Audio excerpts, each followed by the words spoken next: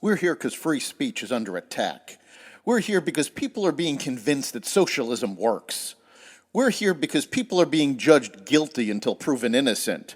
We are fighting back with facts. This is not a safe zone, so buckle up, Buttercup. This is the raw, naked truth.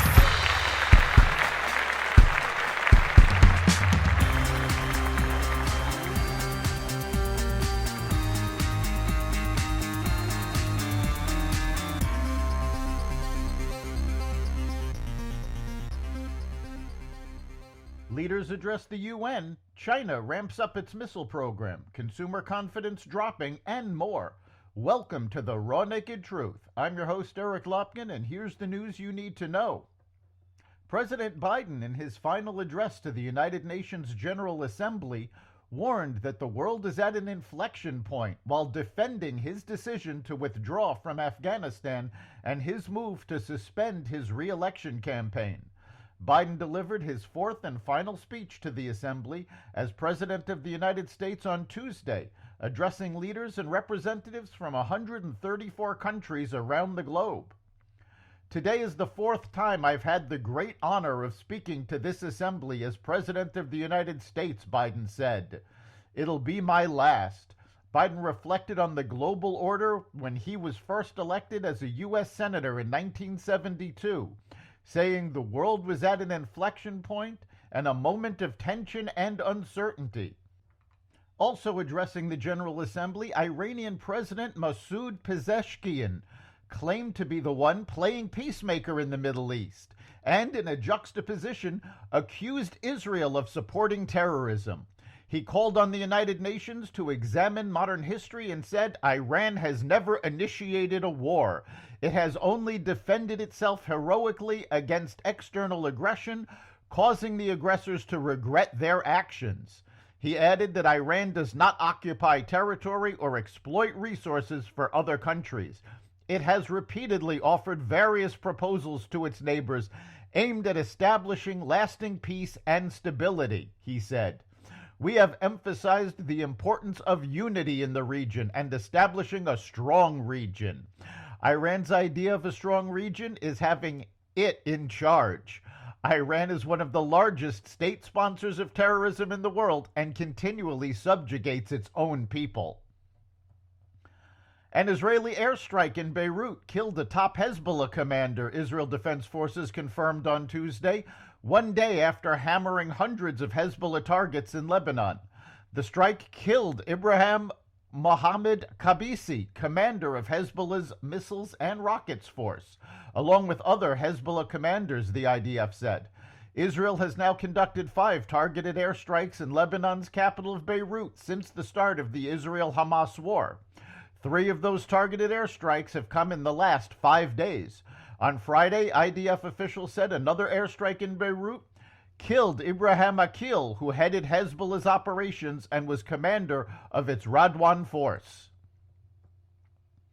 China said it test-fired an intercontinental ballistic missile on Wednesday, a rare public acknowledgement that is likely to increase tensions with its neighbors. The ICBM, which was carrying a dummy warhead, fell into expected sea areas in the Pacific Ocean, according to China's defense ministry. They did not specify the exact location. The ministry said the launch, which was carried out by the People's Liberation Army Rocket Force, was part of a routine annual training and is not directed at any country or target. China's state-run Xinhua news agency said Beijing had notified relevant countries ahead of the launch, though it didn't say which countries. Would-be Trump assassin Ryan Ruth is now being charged with the attempted assassination of a political figure. At the same time, his son has been taken into custody on federal charges of possessing child pornography. Authorities seized multiple electronic devices from 35-year-old Oren Alexander Ruth's home in Greensboro, North Carolina on Saturday that investigators say contained hundreds of files with child exploitation material. The illicit material was discovered during a search conducted in connection with an investigation unrelated to child exploitation, according to the criminal complaint. Ruth has been charged with receipt of child pornography and possession of child pornography. Consumers' view on the economy tumbled in September, falling by the largest level in more than 3 years as fears grew about jobs and business conditions, the Conference Board reported Tuesday. The board's Consumer Confidence Index slid to 98.7, down from 105.6 in August, the biggest one-month decline since August 2021. The Dow Jones Consensus forecast was for a reading of 104. By contrast, the index had a reading of 132.6 in February 2020, a month before the COVID pandemic hit. Each of the 5 components the organization samples fared worse on the month, with the biggest fall coming among those aged 35 to 54 and earning less than $50,000. NFL legend Brett Favre announced on Tuesday that he has been diagnosed with Parkinson's disease. The Hall of Famer delivered the news at his congressional hearing on federal welfare reform. Sadly, I also lost an investment in a company that I believed was developing a breakthrough concussion drug I thought would help others, the 54-year-old said.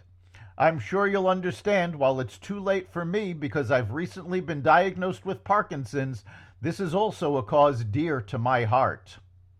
That's the Raw Naked Truth. You can catch every episode of The Raw Naked Truth at xvadio.com, the Apple Podcasts app, Google Podcasts, Spotify, iHeartRadio, Audible, Amazon Music, and other platforms that respect freedom of speech. We'll see you next time.